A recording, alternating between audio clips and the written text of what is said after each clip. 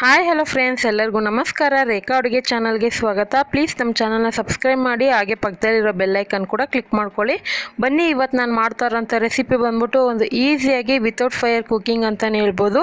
ಅಂದರೆ ಈಸಿಯಾಗಿ ನಾನು ಈರುಳ್ಳಿಯಿಂದ ನಿಮಗೆ ಸಲಾಡ್ ಮಾಡೋದು ತೋರಿಸ್ಕೊಡ್ತೀನಿ. ಊಟದ ಜೊತೆ ಸಲಾಡ್ ಇದ್ದರೆ ತುಂಬಾ ಚೆನ್ನಾಗಿರುತ್ತೆ. ಅದನ್ನು ಸ್ವಲ್ಪ ಡಿಫ್ರೆಂಟಾಗಿ ಮಾಡಿದ್ರೆ ಇನ್ನೂ ಟೇಸ್ಟಾಗಿರುತ್ತೆ. ಇದು ಮಾಡೋದು ಸುಲಭನೇ. ಇದು ಯಾವ ರೀತಿ ಮಾಡೋದು, ಇದಕ್ಕೆ ಬೇಕಾಗುವ ಇಂಗ್ರೀಡಿಯೆಂಟ್ಸ್ ನೋಡ್ಕೊಬರೋಣ. ಇಲ್ಲಿ ನಾನು ಕ್ಯಾರೆಟ್ನ ದಪ್ಪಕ್ಕೆ ತುರಿದಿಟ್ಕೊಂಡಿದ್ದೀನಿ, ಸುಮಾರು 2 ಟೇಬಲ್ ಸ್ಪೂನು. ಸೌತೆಕಾಯಿನೂ ತುರಿದಿಟ್ಕೊಂಡಿದ್ದೀನಿ, ಆದರೆ ಒಳಗಡೆ ಇರುವಂಥ ಮಧ್ಯಭಾಗ ಇರುತ್ತಲ್ಲ ಬೀಜದು, ಅದು ಬೇಕಾಗಿಲ್ಲ. ಮತ್ತು ಇಲ್ಲಿ 1/4 ಟೀ ಸ್ಪೂನು ಬ್ಲ್ಯಾಕ್ ಸಾಲ್ಟ್, ಕಾಲ ನಮಕ್ ಅಂತಾರೆ. ಒಂದು ಹಸಿರು ಮೆಣಸಿನ್ಕಾಯಿನ ಕಟ್ ಮಾಡಿ ಇಟ್ಕೊಂಡಿದ್ದೀನಿ. ಸ್ವಲ್ಪ ಕೊತ್ತಂಬರಿನೂ ಕಟ್ ಮಾಡಿ ಇಟ್ಕೊಂಡಿದ್ದೀನಿ.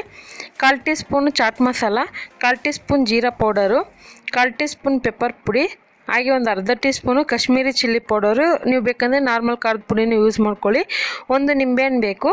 ಈರುಳ್ಳಿ ಸೈಜಲ್ಲಿರುವಂಥ ಒಂದು ಕ್ಯಾಪ್ಸಿಕಮ್ಮು, ಒಂದು 4 ಈರುಳ್ಳಿನ ಸಿಪ್ಪೆ ತೆಗೆದು ಎತ್ತಿಟ್ಕೊಂಡಿದ್ದೀನಿ. ಹಾಗೆ ರುಚಿಗೆ ತಕ್ಕಷ್ಟು ಉಪ್ಪು. ಈಗ ಯಾವ ರೀತಿ ಮಾಡೋದಂತ ನೋಡೋಣ. ನೋಡಿ, ಈರುಳ್ಳಿ ಸ್ಯಾಲೆಡ್ ಮಾಡಬೇಕಂದ್ರೆ ತುಂಬ ಜನ ವೆರೈಟಿಯಲ್ಲಿ ಮಾಡ್ತಾರೆ. ಆದರೆ ಈ ಥರ ಟ್ರೈ ಮಾಡಿ ನೋಡಿ, ತುಂಬಾ ಚೆನ್ನಾಗಿರುತ್ತೆ. ನಾನು ಈರುಳ್ಳಿನ ಯಾವ ಥರ ತೋರಿಸ್ತಾ ಇದ್ದೀನೋ ಆ ಥರ ಕಟ್ ಮಾಡೋದು ತೋರಿಸ್ತಾ ಇದ್ದೀನಲ್ವ, ಆ ಥರ ಕಟ್ ಮಾಡ್ಕೊಳ್ಳಿ. ಇದೊಂಥರ ಈಸಿಯಾಗಿ ಲೇಯರ್ ಆಗಿ ನೋಡಿ, ಈ ಥರ ಸ್ಲೈಸಾಗಿ ಕಟ್ ಮಾಡ್ಕೊಳ್ಳಿ. ತೀರಾ ದಪ್ಪಕ್ಕೆ ಮಾಡೋಕ್ಕೆ ಹೋಗಬೇಡಿ. ನಾನು ಯಾವ ಥರ ತೋರಿಸ್ತಾ ಇದ್ದೀನೋ ಆ ಥರ ಎಲ್ಲ ಕಟ್ ಮಾಡ್ಕೊಳ್ಳಿ. ನಾನಿಲ್ಲಿ ಒಂದು 2 ಈರುಳ್ಳಿನ ಆ ಥರ ಕಟ್ ಮಾಡ್ಕೊತೀನಿ. ಇನ್ನೊಂದು ಥರ ತೋರಿಸ್ತೀನಿ ನೋಡಿ. ಇದು ರೌಂಡ್ ಶೇಪು, ನಾರ್ಮಲು ರಿಂಗ್ ಥರನೇ ಇರುತ್ತೆ ನೋಡೋಕ್ಕೆ. ಇದನ್ನು ಈ ಥರ ಕಟ್ ಮಾಡಿಕೊಂಡು ಅದನ್ನೆಲ್ಲ ಲೇಯರ್ ಆಗಿ ಬಿಡಿಸ್ಕೊಬೇಕು. ಯಾಕಂದರೆ ಊಟದ ಜೊತೆಗೆ ಈರುಳ್ಳಿ ಕಟ್ ಮಾಡಿ ರೌಂಡಾಗಿ ಇಡ್ತೀರ, ಆದರೆ ಈ ಥರ ಟ್ರೈ ಮಾಡಿ ನೋಡಿ, ತುಂಬಾ ಚೆನ್ನಾಗಿರುತ್ತೆ. ಸೊ ಇವಾಗೆಲ್ಲ ಕಟ್ ಮಾಡಿ ಇಟ್ಕೊಂಡಿದ್ದೀನಿ, ರೌಂಡ್ ಶೇಪದು ಮತ್ತು ಲೇಯರ್ ಆಗಿರೋದು ಮಾಡಿಟ್ಕೊಂಡಿದ್ದೀನಿ. ಇವಾಗ ಯಾವ ರೀತಿ ಸಲಾಡ್ ಮಾಡೋದು ಅಂತ ತೋರಿಸ್ತೀನಿ. ಈಗ ಇದನ್ನು ನಾನು ರೌಂಡ್ ಶೇಪದ್ದು ಕಟ್ ಮಾಡಿದ್ದೀನಲ್ವ, ಅದನ್ನು ಒಂದು ಬೌಲ್ಗೆ ಹಾಕ್ಕೊತಾ ಇದ್ದೀನಿ. ಈ ಥರ ಒಂದು ನೀವು ಸಲಾಡ್ ಮಾಡಿದಾಗ ಪುಲ್ಕ, ಕುಲ್ಚಾ ಮತ್ತು ರೋಟಿ, ತಂದೂರು ರೋಟಿ ಆ ಥರದಕ್ಕೆ ಸೈಡ್ ಡಿಶಾಗಿ ಈರುಳ್ಳಿ ನೀವು ಮನೇಲಿ ಮಾಡೋದಾದರೆ ಈ ಥರ ಮಾಡ್ಕೊಳ್ಳಿ. ತುಂಬಾ ಟೇಸ್ಟಾಗಿರುತ್ತೆ ಊಟದ ಜೊತೆ ನೆಂಚ್ಕೊಳಕ್ಕೆ.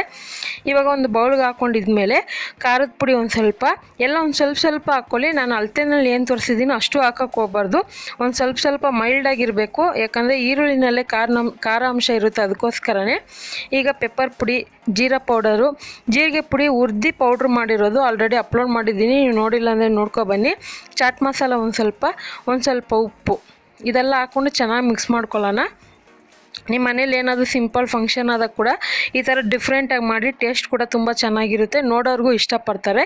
ಸೊ ಇದಕ್ಕೊಂದು ಸ್ವಲ್ಪ ನಿಂಬೆ ರಸ ಹಾಕ್ಕೊಂಡು ಚೆನ್ನಾಗಿ ಮಿಕ್ಸ್ ಮಾಡ್ಕೊತೀನಿ. ಈರುಳ್ಳಿಗೆ ನಿಂಬೆ ರಸ ಬಿದ್ದಾಗ ಆ ಟೇಸ್ಟ್ ಅನ್ನೋದೇ ಬೇರೆ ಥರ ಇರುತ್ತೆ. ಮತ್ತು ನೋಡಿ, ಇದಕ್ಕೆ ಸ್ವಲ್ಪ ಕೊತ್ತಂಬರಿ ಹಾಕ್ಕೊಂಡು ಇದನ್ನು ಮಿಕ್ಸ್ ಮಾಡ್ಕೊತೀನಿ.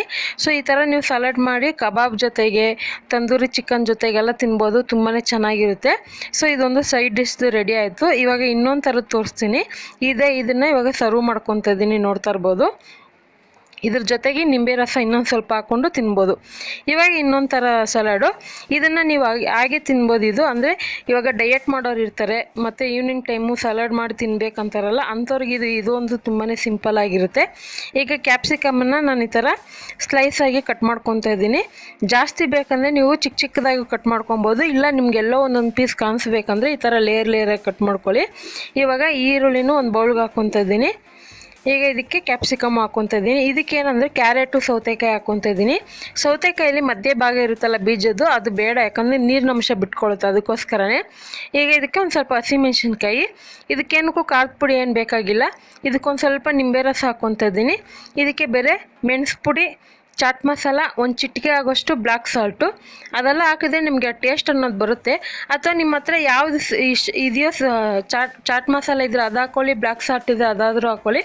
ಅದೆರಡೂ ಇಲ್ಲಾಂದರೆ ಬೇರೆ ಮೆಣಸು ಪುಡಿ, ಖಾರದ ಪುಡಿ, ಜೀರಿಗೆ ಪುಡಿ ಆದರೂ ಹಾಕ್ಕೊಳ್ಳಿ, ಟೇಸ್ಟ್ ಚೆನ್ನಾಗಿರುತ್ತೆ. ಸೊ ಎಲ್ಲ ಸ್ವಲ್ಪ ಹಾಕ್ಕೊತಾ ಇದ್ದೀನಿ.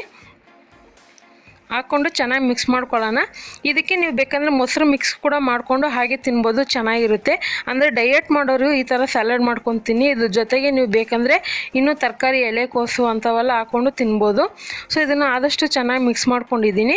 ಒಂದು ಸ್ವಲ್ಪ ಉಪ್ಪು ಕೂಡ ಹಾಕ್ಕೊಂಡಿದ್ದೀನಿ. ಈಗ ಇದನ್ನು ಸರ್ವ್ ಮಾಡ್ಕೊತೀನಿ. ಸೊ ಇದೊಂಥರ ಸಲಾಡು ತುಂಬಾ ಚೆನ್ನಾಗಿರುತ್ತೆ ಹಾಗೆ ತಿನ್ನೋದಕ್ಕೆ.